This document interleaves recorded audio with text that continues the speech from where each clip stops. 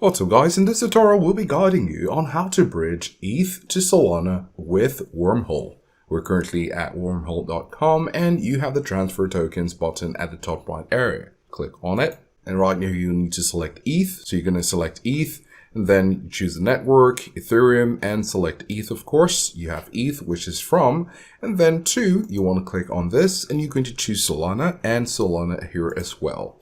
If you want to swap their positions, if you're transferring from Solana to ETH, you can follow the same processes and select what applies to you. Now, once you do that, you need to connect first your source wallet. So if you click on connect source wallet, it will show you this, where you can use Wallet Connect or any of these other wallets which are available right here. If your wallet is not available, you can use the Wallet Connect and scan the QR code using your designated app.